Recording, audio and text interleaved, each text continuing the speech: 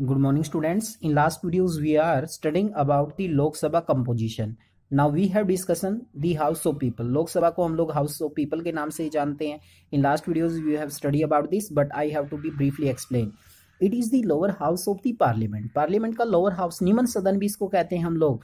In this house, representative are elected directly by the people. क्योंकि इस house में जो लोग होते हैं, रिप्रेजेंटेटिव होते हैं, हमारे नेता होते हैं, उनको डायरेक्ट जनता के द्वारा चुना जाता है. अब बात करते हैं हम लोग total number of seats. Maximum number of member of Lok Sabha 552 तक इनकी संख्या हो सकती है. इलेक्टेड फ्रॉम स्टेट से 530 इलेक्ट किए जाएंगे. Elected from union territory 20 members, ये इलेक्टेड थे. अब बात करते हैं नॉमिनेट कैंडिडेट की. Nominate from Anglo Indian, 2 Anglo Indian community होती है, उससे 2 मेंबर को नॉमिनेट किया जाएगा.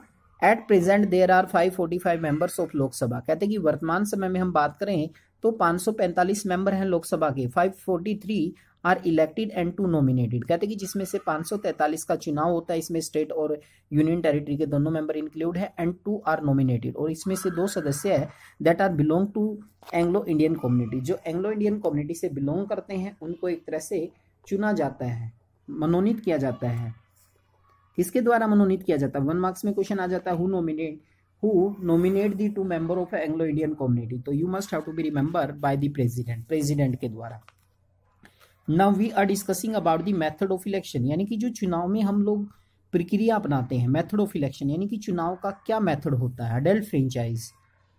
अडल्ट फ्रेंचाइज का मतलब होता है वयस्क मताधिकार. A person who become 18 year और more has right to vote, that is called adult franchise. यानी कि एक व्यक्ति जब 18 साल या इससे ज्यादा का हो जाता है तो उसे वोट डालने का राइट्स मिल जाता है.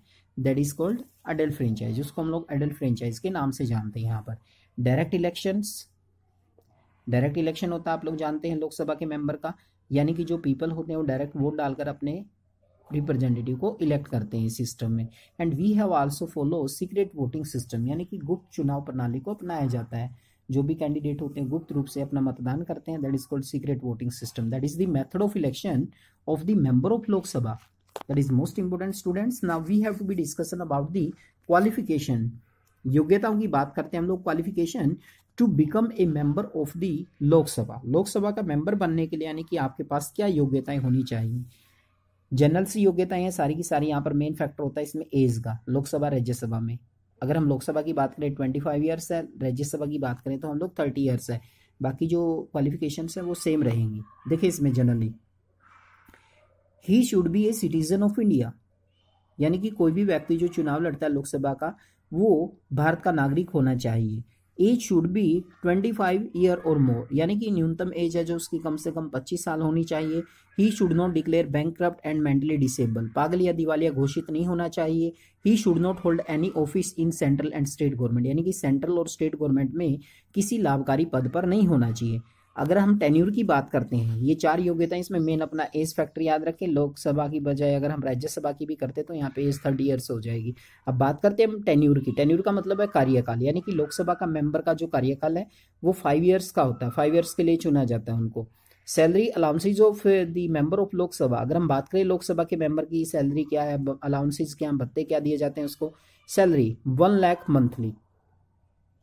यानी कि अगर हम वेतन की बात करें, जो मेंबर होता है लोकसभा का, लोकसभा के सदस्यों को, यानी कि जो हमारे वित्त मंत्री हैं अरुण जेटली जी, उन्होंने यानी कि एक नया संशोधन किया था और उसके तहत उन्होंने जो मेंबर ऑफ लोकसभा उसके सदस्यों की या मेंबर ऑफ पार्लियामेंट के जो मेंबर्स है उनकी सैलरी बढ़ा दी गई थी. पहले 50,000 थी, लेकिन अब वर्तमान समय में हम बात करें तो 1 लाख मंथली. Constituency allowances. और जो एक तरह से अगर हम बात करें चुनाव निर्वाचन क्षेत्र जो भत्ता होता है वो 70,000 पर मंथ मिलता है उनको.